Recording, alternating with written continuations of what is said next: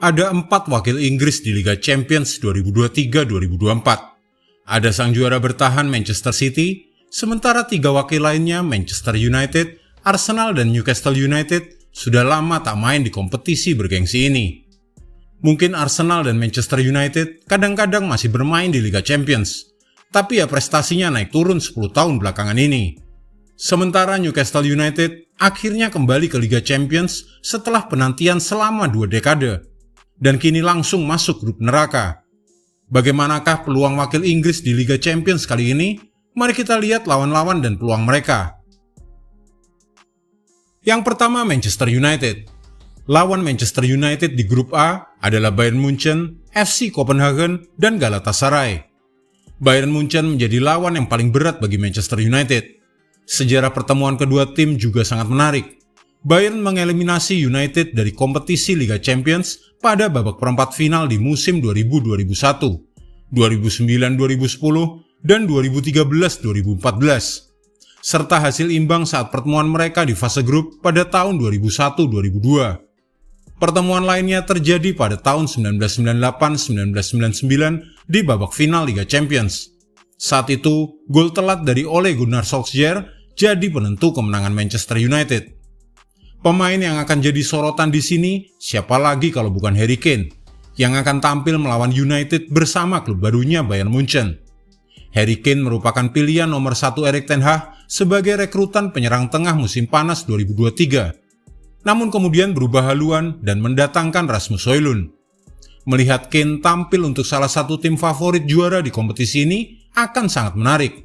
Sementara Rasmus Højlund akan menantikan laga melawan Copenhagen, klub tempat dia berasal dan melakukan debut seniornya. Pertandingan lain MU yang mungkin akan paling dinantikan adalah laga melawan Galatasaray. Pasalnya Setan Merah belum pernah menang di kandang Galatasaray. Namun patut diingat, kini Ten Hag telah merubah Manchester United menjadi tim yang solid saat berlaga di Liga Eropa musim lalu, dan Barcelona berhasil dikalahkan di babak 16 besar di Old Trafford. Hal ini seharusnya memberikan modal kepercayaan diri untuk menghadapi lawan-lawan mereka. Tetapi MU juga masih punya kelemahan dan tampil buruk ketika bertandang ke Sevilla di leg kedua babak perempat final. Kunjungan ke Copenhagen dan Istanbul bisa menjadi tantangan yang sulit. Kemudian sang juara bertahan Manchester City. Lawan Manchester City di grup G adalah RB Leipzig, Red Star Belgrade, dan Young Boys. Manchester City pasti berharap bisa lolos dan menang melawan semua lawan mereka di fase grup kali ini. Dan bahkan jika itu adalah grup neraka, seharusnya City tetap bisa lolos. Tapi yang jelas lawan-lawan mereka kali ini tidak terlalu berat. Pep Guardiola mungkin akan khawatir dengan serangan balik RB Leipzig. Tetapi skor agregat 8-1 melawan mereka di babak 16 besar musim lalu menunjukkan bahwa Manchester City seharusnya aman-aman saja. Dan tampaknya tidak ada pertandingan yang bakal merepotkan Manchester City. Dan mereka diprediksi akan memenangkan semua 6 pertandingan di fase grup ini. Mungkin agar pemainnya tidak terlalu capek, Pep Guardiola akan berusaha memenangkan semua pertandingan di Etihad dan menjaga pertahanan solid saat bermain di laga tandang. Mungkin akan lebih banyak gol di Etihad dan lebih banyak penguasaan bola saat bermain di laga tandang. Itu sudah menjadi cetak biru mereka selama beberapa tahun terakhir. Dan tentu saja menjadi formula kemenangan musim lalu. Jika ada pertandingan kunci, mungkin adalah pertandingan melawan RB Leipzig di markas klub Jerman tersebut. Karena kemenangan di markas Leipzig bisa membantu mereka lolos lebih awal jika semuanya berjalan sesuai rencana di pertandingan kandang. Sementara itu pertandingan di markas Red Star Belgrade dan Young Boys mungkin hanya berasa seperti wisata saja bagi Manchester City. Perjalanan ke Serbia dan Swiss akan menjadi pengalaman baru bagi para penggemar dan para pemain. Selanjutnya Arsenal. Lawan Arsenal di grup B adalah Sevilla, PSV Eindhoven, dan Lens. Arsenal masuk ke dalam grup yang cukup bagus. Tak terlalu berat tetapi tetap harus hati-hati. Apalagi ada Sevilla di grup B ini.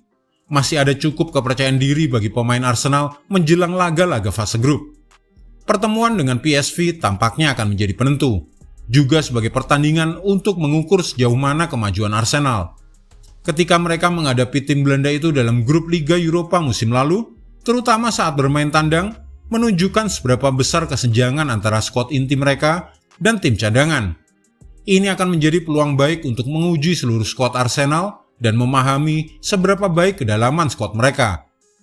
Dari segi serangan, akan menarik untuk melihat pemain PSV Noah Lang.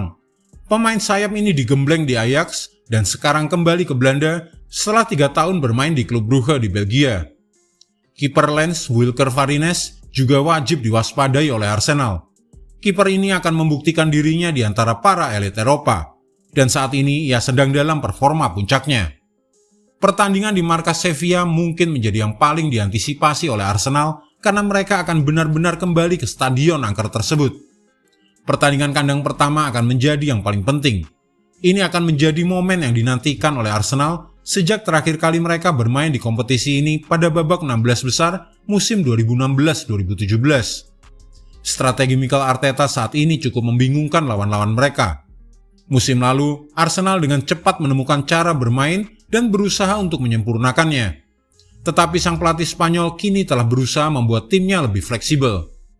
Kemenangan di Community Shield atas Manchester City mungkin menjadi tolok ukur saat mereka melawan elit Eropa. Strategi Arsenal lebih agresif dari biasanya, dengan lini tengah terdiri dari Martin Odegaard, Thomas Partey, dan Declan Rice. Ketika ditanya apakah formasi itu akan diulang dalam pertandingan Liga Champions yang lebih sulit, Mikel Arteta berkata, "Ya pasti. Setiap pertandingan akan memiliki tuntutan yang berbeda dan membutuhkan hal-hal yang berbeda dari kami. Itulah mengapa kami memiliki pemain-pemain top untuk mencoba menyesuaikan mereka dalam peran dan ruang yang tepat sesuai dengan permainan yang kami mainkan." Dan yang terakhir adalah Newcastle United. Lawan Newcastle United di grup F adalah Paris Saint-Germain, Borussia Dortmund, dan AC Milan. Impresi pertama dari hasil drawing Newcastle United adalah Modiar. Setelah 20 tahun Newcastle United absen dari Liga Champions, kini mereka kembali dan harus langsung masuk grup F. Grup neraka di Liga Champions musim ini. Coba kita lihat dari mana kita harus mulai. Mungkin tim-tim lain di grup lain bisa mencari tim terlemah untuk dijadikan lumbung poin. Tapi coba lihat siapa saja lawan Newcastle di grup F. Pertama ada PSG, dengan pemain-pemain bintang mereka yang bernafsu besar untuk memenangkan trofi ini. Kemudian Borussia Dortmund, yang nyaris mengakhiri 10 tahun kejayaan Bayern Munchen di Bundesliga pada bulan Mei lalu.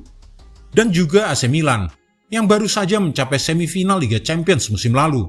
Dan melihat Sandro Tonali menghadapi klub lamanya, bakal menarik nih. Pemain lawan yang paling diwaspadai, ya siapa lagi kalau bukan Kylian Mbappe, asalkan gak ada transfer aneh-aneh setahun ke depan. Dan Burn akan mendapatkan tugas berat mengawal Mbappe. Pertandingan pertama di St. James Park akan menjadi penentu. Newcastle United merupakan tim yang berani dan agresif dan menekan terus-menerus. Sandro Tonali dan Bruno Guimaraes akan membuat banyak pemain lawan kerepotan. Bagaimana menurutmu? Tim Inggris mana yang bakal lolos ke babak selanjutnya? Tulis pendapatmu di kolom komentar, dan jika Anda menyukai video ini, jangan lupa klik like, share, subscribe, dan tendang loncengnya agar tak ketinggalan update terbaru dari kami.